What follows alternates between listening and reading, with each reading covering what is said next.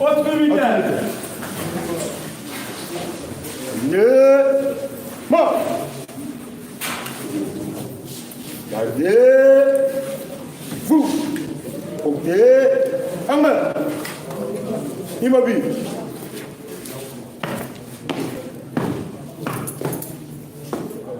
Monsieur le Président de la haute militaire, mon colonel, audience de séjour élevée. À vos ordres, mon colonel.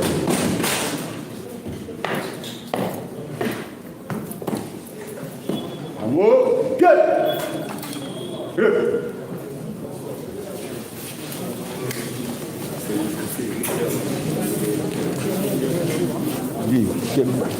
Bertin. C'est pas majeur. Merci,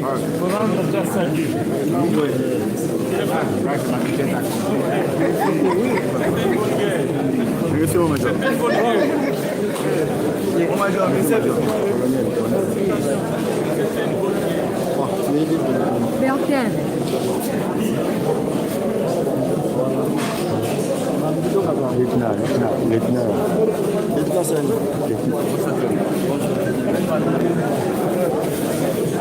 Voilà. Oui. Félicitations. Madame Wendy, je vais montrer que je suis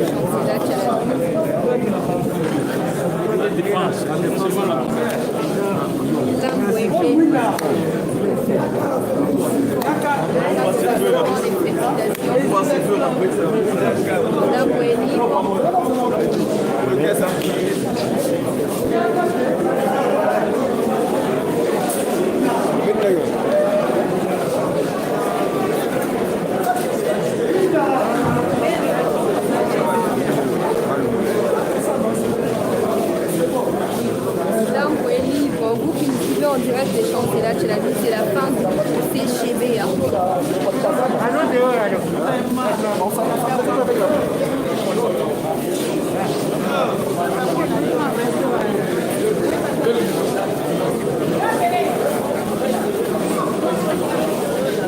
Allô?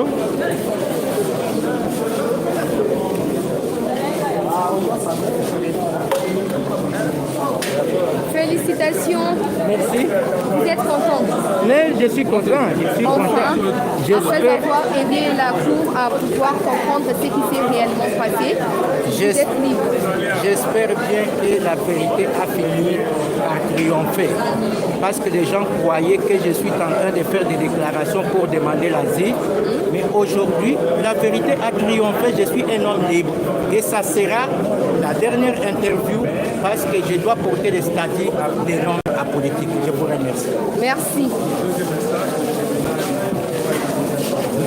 William Waza libre Bandeko Baïbodo Kolanda Biso en direct de Champs-Élysées chez la News. C'est la fin du procès chez Béa. Dans quelques instants, on sera avec Maître Richard Bondo, l'avocat de la partie civile qui va nous aider, qui va nous éclairer à comprendre Makamulenge Ebi Koleka, Kolomo Lelo, Bandeko Landi.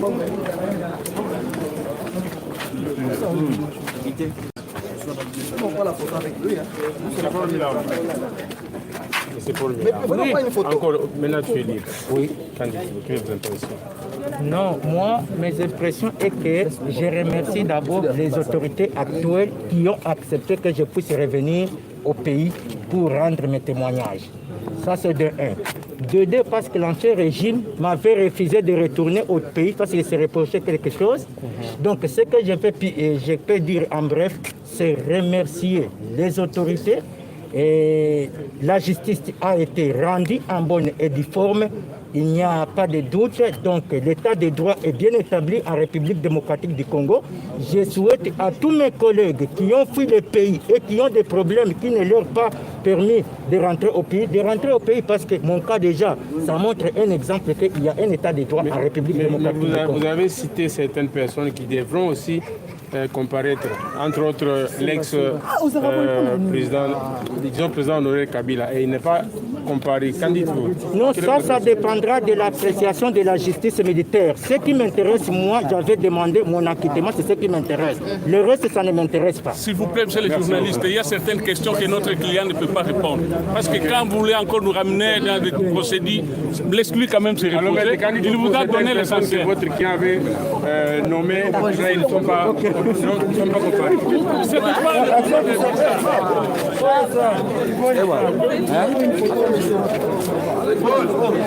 Mulambo est libre, Mulambo est libre. Mulambo qui a aidé la justice congolaise à avoir la lumière dans les dossiers Chebea. Prenez dans mon téléphone. Oh là là. J'ai fait un exemple.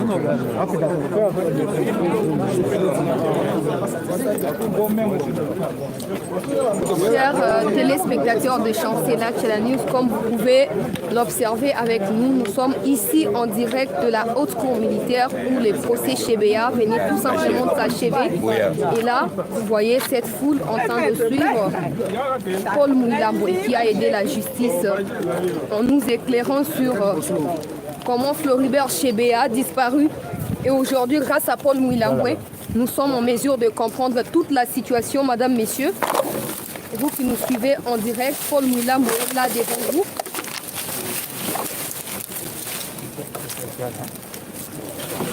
Dossier Chebea suite et fin. Oui, c'est bien ce moment-là. Hein?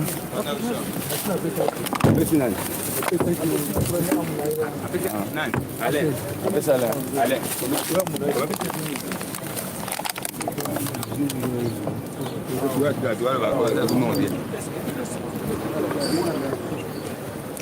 oyo bozomona bandeko baye bozolanda biso mutuka ya ndeko Paul Mouilambo oyo auti kozala acquitté par la justice militaire bandeko na kati ya dossier ya mwana mboka Floribert Chebea elongo na mwana mboka Fidèle Bazana baye batika biso likolo ebele mwana mboka Mouilambo bauti kolanda ye wana auti koloba ete état de droit esali mosala na ye et puis asengi même na bandeko baye batangama d'une façon ou d'une autre na kati ya situation baye bana kozonga na mboka parce que état de droit ezali en marche. Ma remerciement na ye pa na haute cour militaire parce que asengaki acquittement na ye et là en direct c'est la fin quand même c'est bon donc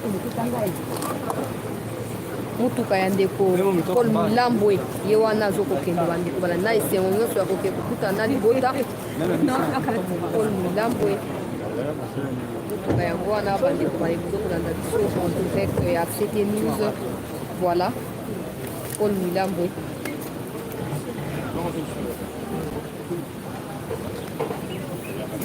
Dans quelques instants, nous allons retourner avec Maître Richard Bondo Birbebuzo Kolanda Biso pour y mutamema qui équipe et à partir de Fidèle Bazana en déco Floribert Chebea depuis le début jusqu'à maintenant à aider Biso pour compréhension Mouilambo et Anwane qui voilà. Homme libre, nous continuons, chers fidèles téléspectateurs de Chancela Channel News, à prendre des réactions. Cette fois-là, tout pays n'est pas là-bas. Qui ont composé les partis. Il y a le ministère également parti. Il y a des bandeko Batika Biso rapidement toujours Maître Richard Bondo. Et puis, oui,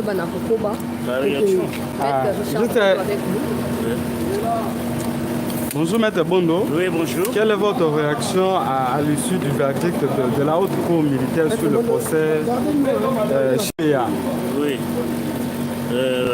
Ce qui est important, c'est que le procès qui vient de se terminer, c'est pour les exécutants. Il reste le procès du commanditaire et du planificateur John Moon. Ce procès-là passera devant la même haute cour ici. Mais pour le procès des exécutants, Ngoï Kenga Kenga vient d'être condamné à la peine capitale. Mugabo, ayant bénéficié de larges circonstances atténuantes, pour avoir coopéré avec la justice, vient d'être condamné à 12 ans de réclusion pénale. Ça veut dire 12 ans de servitude pénale principale. Il va rester en prison et il est même destitué de la police. La même sanction frappe Ngoy Kenga Kenga, donc ils sont pratiquement radiés de la police. Par rapport à la réparation, ils ont confirmé, la Cour a confirmé, le premier arrêt a estimé que depuis 2015, il n'y a pas eu une espèce de... Il n'y a pas eu d'érosion monétaire pour dire que les condamnations qui étaient exprimées en dollars sont aujourd'hui dévaluées. Donc, comme elles sont restées intactes, on garde le même taux de réparation. Voilà un peu en résumé. Mais pour moi, c'est un arrêt bien rendu. Seulement, il faut que l'opinion retienne qu'il reste le variant John Numbi comme planificateur et commanditaire. Là, c'est le premier président qui fixera l'ordonnance, qui prendra l'ordonnance pour fixer la date d'audience et le début du procès. Parce que celui-ci vient de se terminer, c'est-à-dire, c'est le principe qu'en toute chose, il y a un début et une fin. Maître Richard Bondo Tokeina Mnalingana na Lombango Penza ndeko Paul Mwilambo ayebaki na kotanga ancien président lokola moko ya bacommanditaire ya assassinat ya baoyo bauta kotika biso mais tomoni place bacomparaître te est-ce que le fait que bacomparaître te pour entraver pour entacher décision ya haute cour te eza koentache te po soki boyoki bien na motivation ya cour basite John Numbi moto apesaki ordre ya koboma bandeko na biso wana. Alors procès ya John Numbi eza koya kaka na haute cour oyo.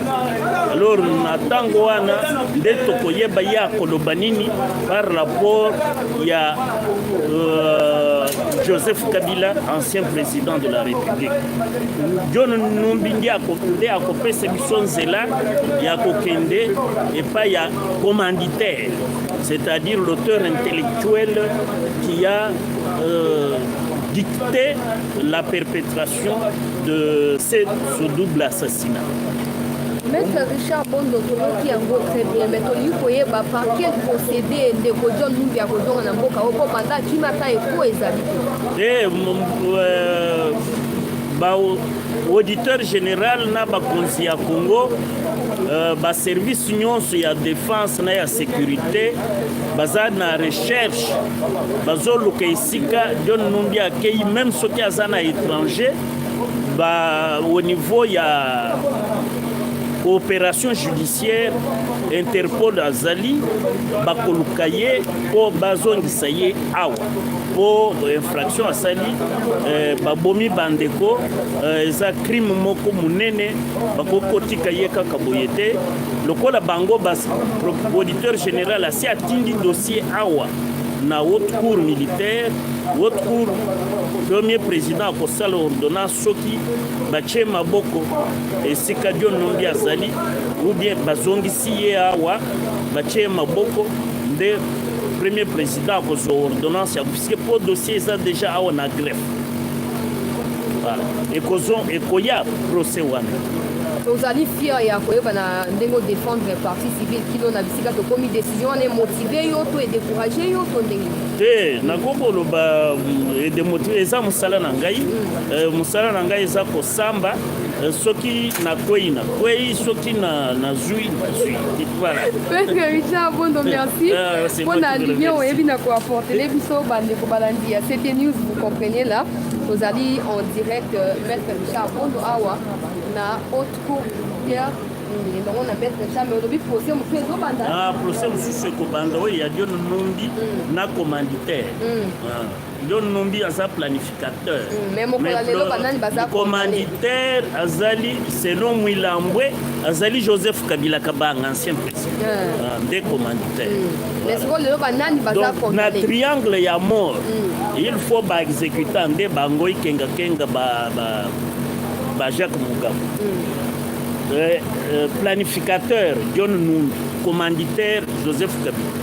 Voilà, il faut retenir ça. Mais souvent ba combo ya bato baza condamné lelo ba combo na bango ba combo na bango ezali Mwilambo aza quitté, ye ba condamné était Ngoy Kenga condamné à la peine de mort, Jacques Mugabe condamné 12 ans. Et puis balongoli bango na la police. OK. Voilà. Merci beaucoup. C'est moi suite et fin. Dans quelques instants, on remonter l'image aujourd'hui le dossier Oyo.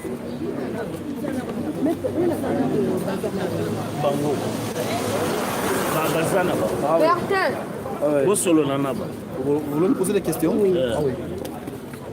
Na Lingala c'est mieux awa bandeko ya bazana bandeko bozo kolanda dans quelques années to tuna bango mituna ba éclairer biso libota ya bandeko batika biso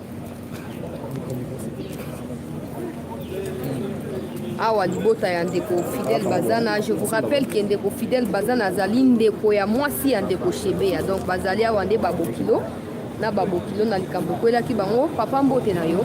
Mbote madame. Papa toye awa na haute cour militaire bisika verdict euti kokweya tolingi koyeba bino bozali famille ya ndeko Bazana bokoki koexplike biso yaya le kinoko avant tokota na mituna. Merci beaucoup pour le maloba. Ngai nazali mwana epai ya monsieur Fidèle Bazana, paix à son âme. Nakobenga enoko. Maman Banaza ndeko ya Fidèle Bazana. Aza grand frère. Aza grand frère nangaye. En tout cas, bande okozo kolanda biso bomoni wana papa tozalaki na bino na kati ya salle ya audience ya mokolo mwa lelo. Bozali satisfait na verdict euti kokweya par rapport ya condamnation ya ba oyo bazalaki ba exécutant ya liwa ya bandeko Bazana na ndeko Shebeya. Bon, dire être satisfait n'a part na biso famille, je ne pense pas vraiment. Je ne pense pas vraiment parce que Bakoufa plutôt, Bazaki vraiment être cher pour Nabiso. Alors, Liwana Bango, les alaki précipité pour na Batou. Moko ba décider qui est basé sur na bonne moïté. Alors, dire être satisfait na ré, oh et ça lelo. Biso famille ça vraiment passe pour accepter en gros. Bien que toko ko changer ibeko ya mboka te parce que nous faisons toujours confiance à la justice de notre pays. Alors, c'est un peu ça. Passe dans mon thème, comme on a qui bakati, et belé, baza, penza, bazui liberté, ou senge la quitter, sous le qui va peine mata, mais quitter le sous n'est pas dans mon thème. On a pour avoir biso basi bakenda, bazonga les sous-soutés. Bakombo etangamaki ya bacommanditaire ote moto songolo moto atindaki biso to ke kokanga kinsinga na kingo etc. To moni bato yango ba comparaître te est-ce qu'ils allaient déception pour na bino? Bon, souci na biso zalaki que justice ezala penda établi na lolengi se sengeli. Ba co-auteur na ba auteur ya double assassinat oyo ba monana et puis bazala vraiment jugé pour que quelque part famille et mon oui bato basala mabe bango yo bakangaki bango pe basambaki mais pas c'est ça que eza na ba auteur mususu ya double assassinat oyo si les autres tikala ko mona bango te ils sont protégés par la loi congolaise. Donc c'est ça vraiment ce qui nous fait vraiment mal. Tolinga que oui justice sango ezala il y a deux poids deux mesures te. Hein? Et tant que les Congolais ont à commettre acte mabé, ni que lobby qui est moutou surtout à Samba par rapport à mabé ou à Sali. Hein? Ce qui me balance mais qu'on sait que balande la batouni surtout basala qui mabé, il faut attendre baya ko répondre na bak ba commettre qui. Osomona parce que lui ya Fidèle Bazana na Shebeya ezalaki lui moko o na lobarake ya mabé makasi.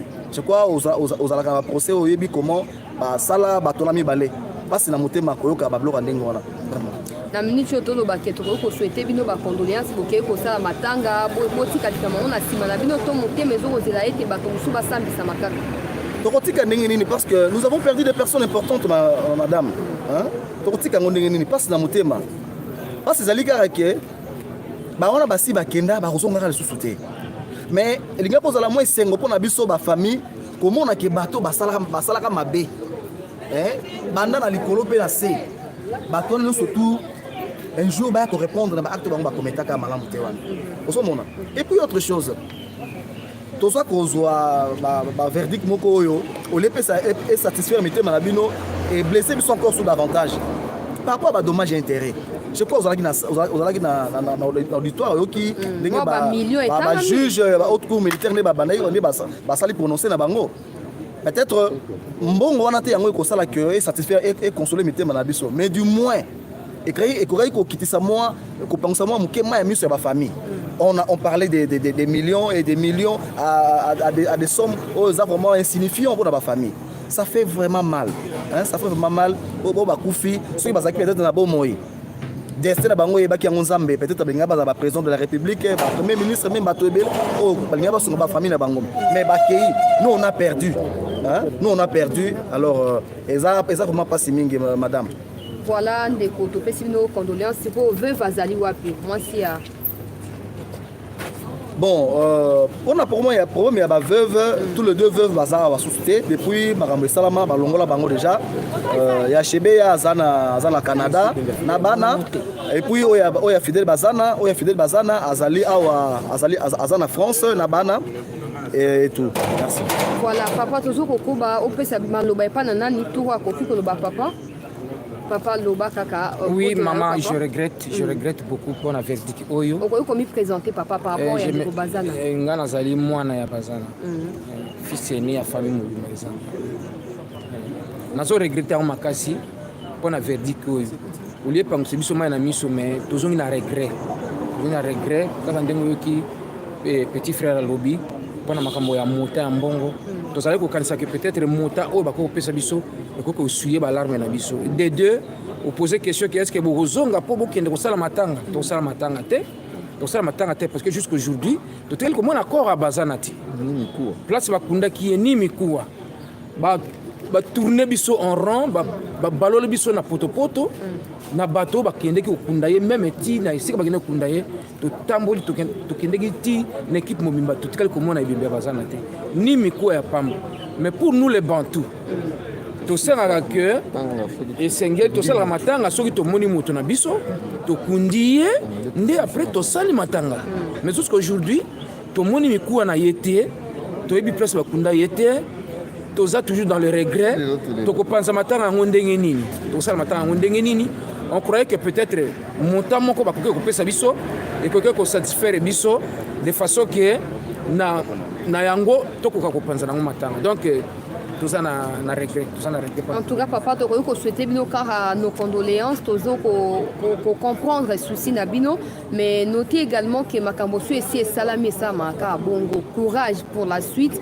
botikala kobatela mwasi ya papa Bazana na mwasi ya papa Chebeya bana bango lokwa bino bozali libota bozwa soin na bango en tout cas à nouveau nos condoléances maman moi liloba moko ya suka tomoni elongolela nanu te kanga motema oyo expliquer biso mama olandi verdict ekwei sentiment na yo lokola ndeko ya Ndeko Bazana ezali nini kama liloba eza te bango basi balobi déjà moyen naloba so en tout cas toi na regret makasi moyen koloba eza te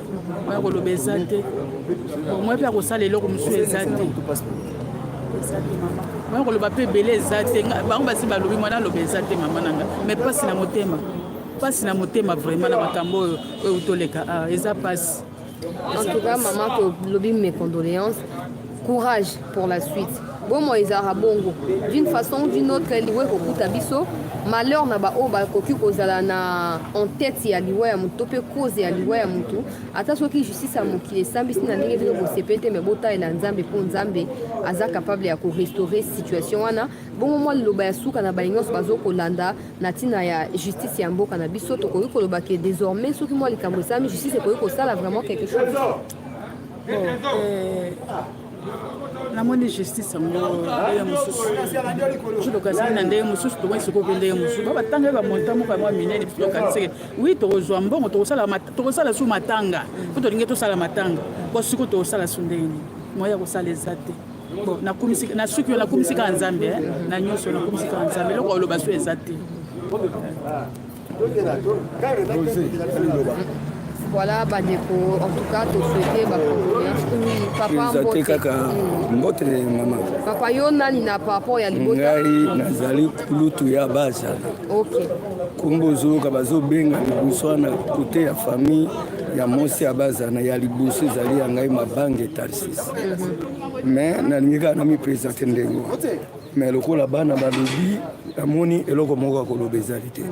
Petite sœur fait ça lobby.